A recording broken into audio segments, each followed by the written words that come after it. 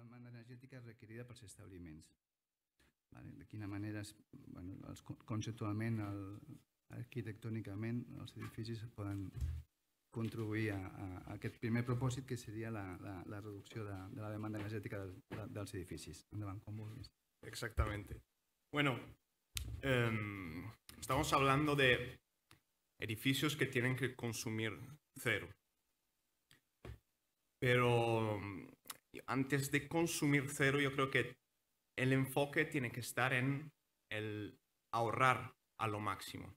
O sea, un poco en línea con lo que viene en la teoría de la ecología, de la sostenibilidad, esta ley de las 3 Rs, donde la palabra reducir está a la base de todos los conceptos. No podemos pensar de hacer ninguna intervención si antes no hemos optimizado y reducido todo lo que se gasta de una forma ineficiente.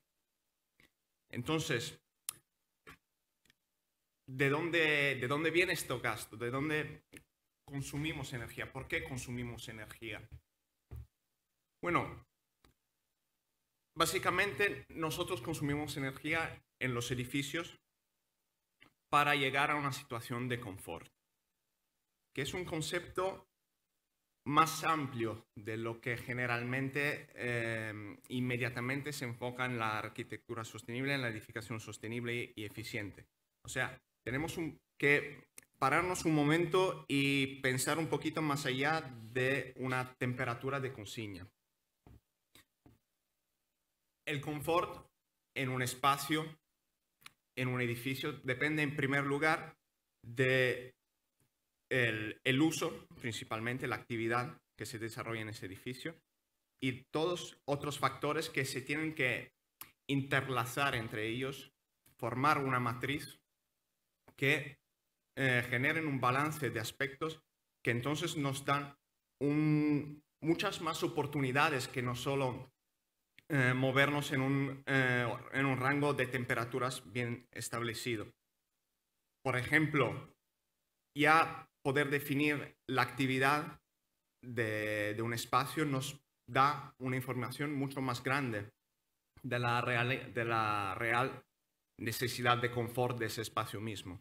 Ya desglosar, por ejemplo, el concepto de temperatura, no solo en temperatura del aire, no solo en temperatura de consigna, sino en temperatura también radiante. O sea, estamos ya introduciendo conceptos relacionados simplemente a los elementos constructivos de los edificios, que ya también en todo lo que es la investigación científica relacionada al confort y a los edificios, al consumo energético de los edificios, estos dos valores de temperatura del aire y temperatura radiante ya se mezclan y van a formar esta otra componente que es la temperatura operativa, que ya nos da muchas más informaciones sobre un comportamiento y una real percepción del confort al interior de los edificios.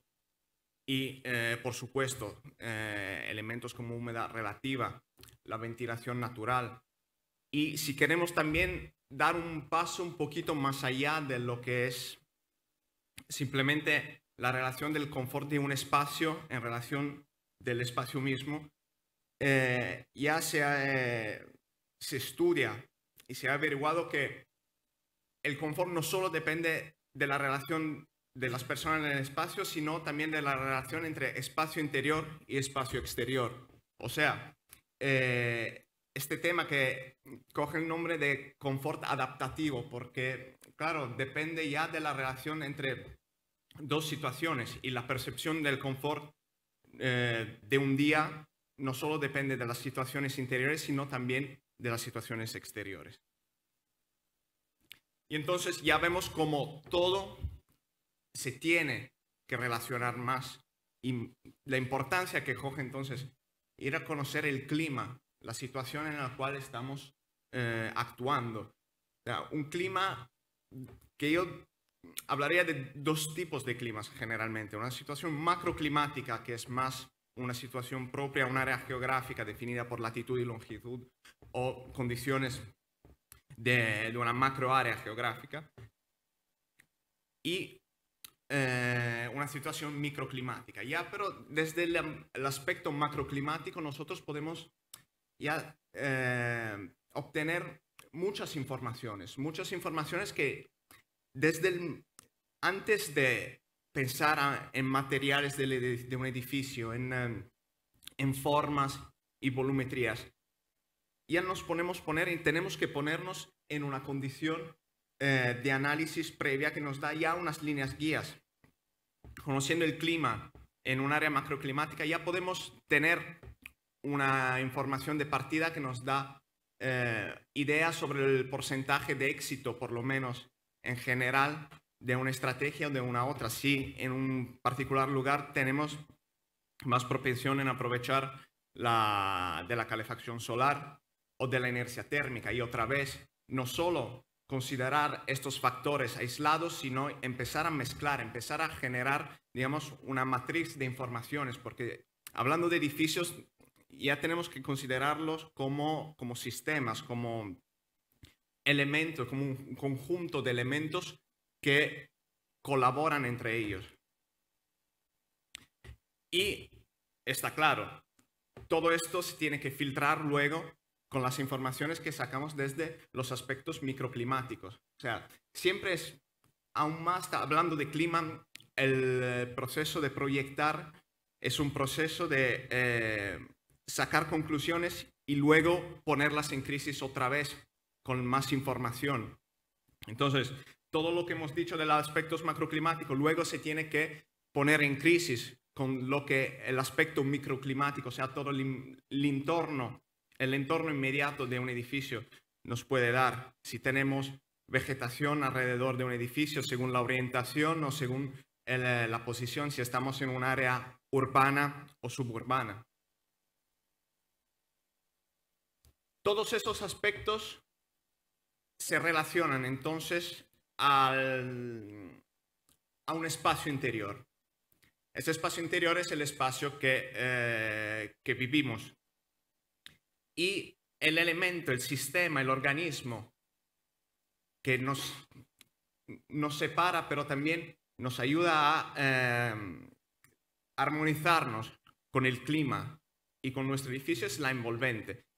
Un elemento que no tiene que ser entendido como barrera, sino como sistema, como elemento que responde a una situación, a una necesidad, a un contexto climático.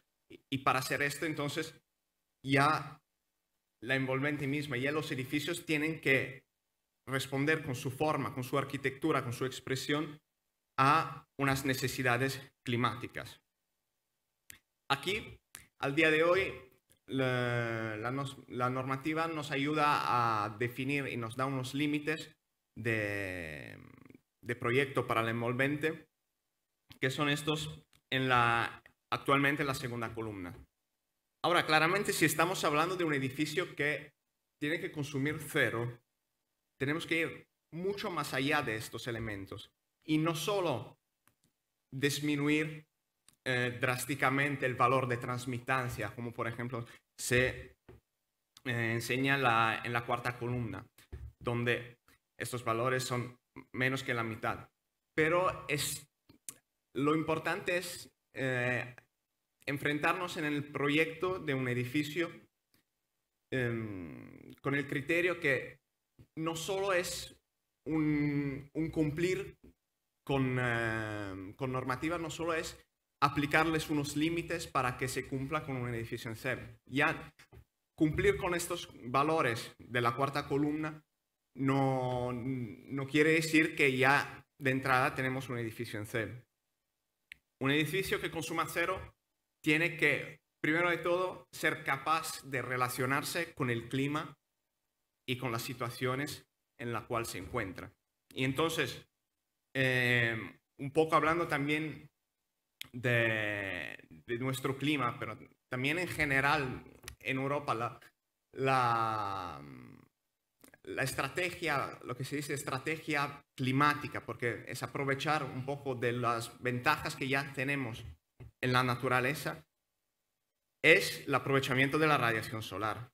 Y eso lo digo porque, claro, Y esto constituye una dinámica que nos da muchas informaciones, nos obliga a considerar un edificio de una forma, otra vez, dinámica, que cambia, porque cambian las situaciones de radiaciones solares entre día y noche, supuestamente, pero entre invierno y verano.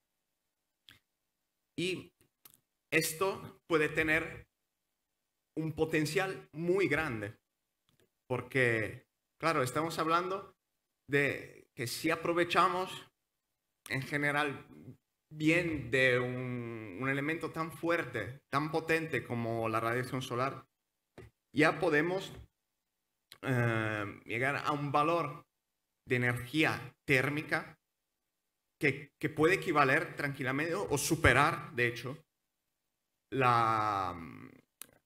un valor y una energía térmica que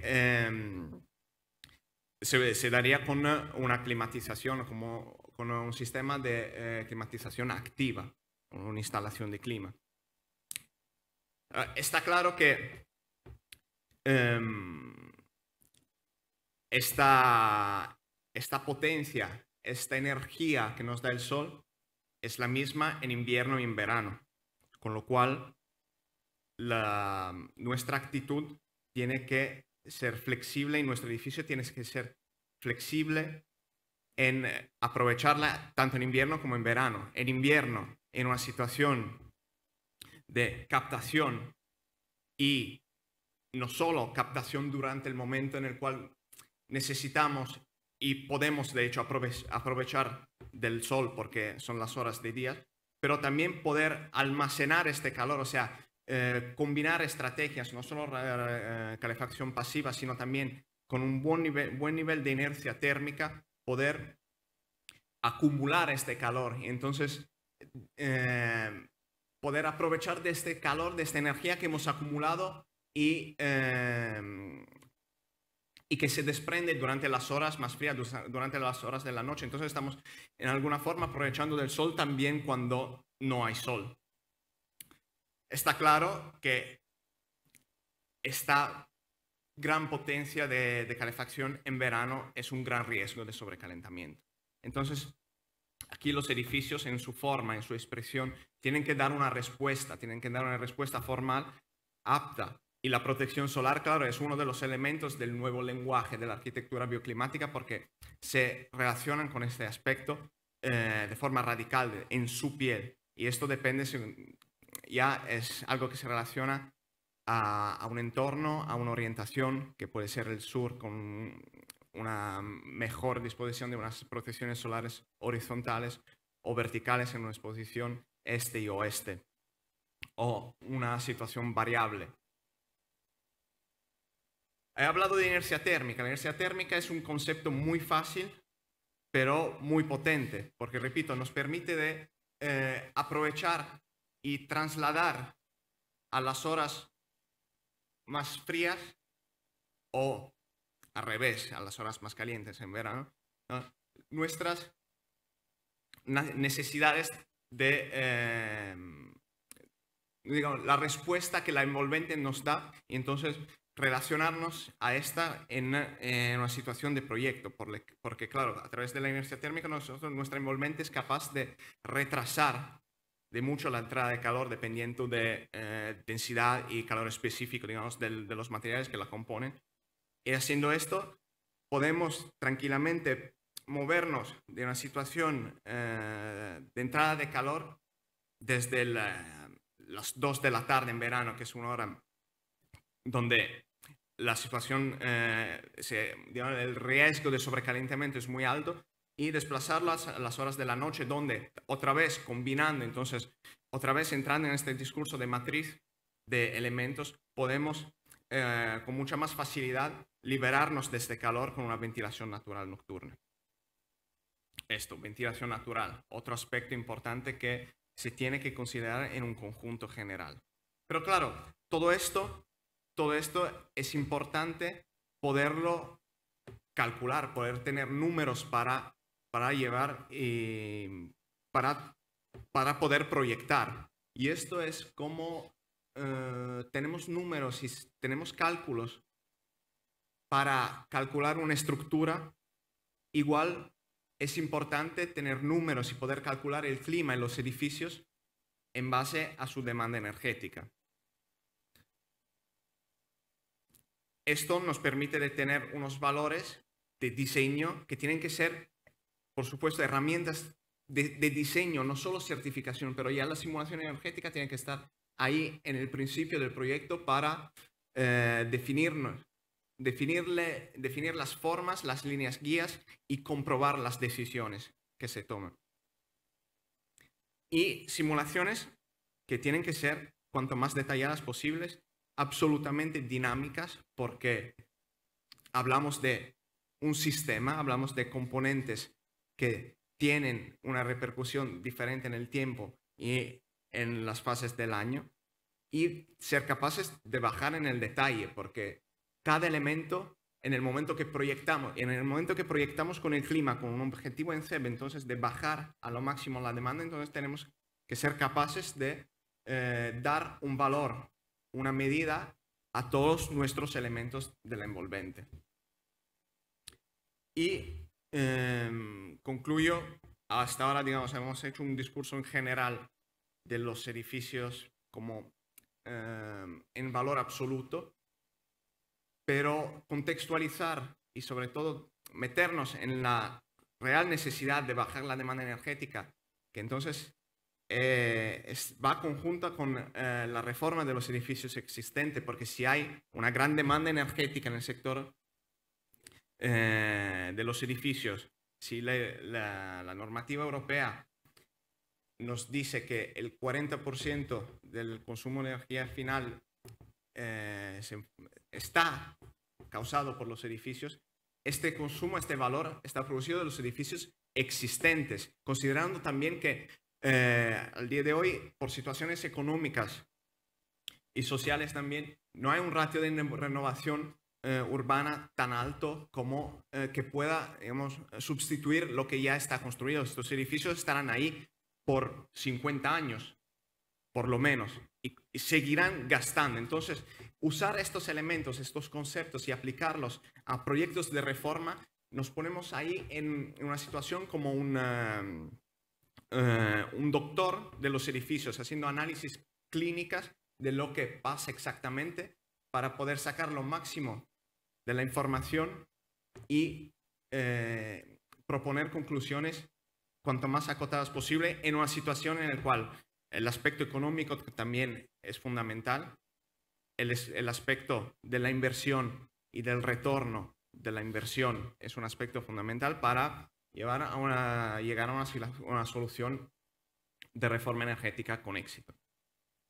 Entonces, claro, esto es lo más inmediato, ¿no? Poder tener claro lo que consuma nuestro edificio en un balance energético y por dónde también, cuál es la causa de este consumo energético para poder luego tomar decisiones y medir las decisiones y las soluciones de proyectos que vamos a aportar. Entonces, en conclusión, el aspecto de partida tiene que ser lo de reducir antes de aportar energía.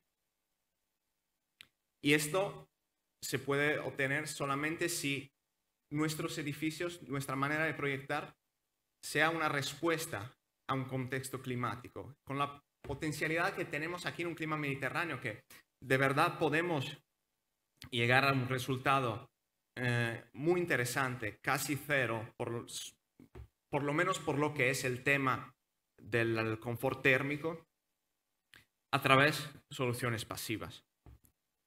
Esto se tiene que y se puede lograr solamente con una estrategia de proyecto que se basa en los números, en los cálculos, como cualquier otro aspecto de la edificación, también el clima. Se tiene y se puede calcular, sobre todo si estamos hablando de reformas energéticas, para que ya esto pueda liderar un cambio otra vez y que se pueda de verdad convertir de forma integrada totalmente con la arquitectura. O sea, ya estamos considerando un lenguaje en el cual ya ingeniería, arquitectura y ciencia y energía no son aspectos separados, sino son aspectos que tienen que funcionar desde el momento cero de un proyecto conjuntamente para que se pueda llegar a un proyecto exitoso y a un proyecto que finalmente consume cero. Gracias por la atención. Muy bien, gracias Mauro por la presentación. Luego ya os invito a la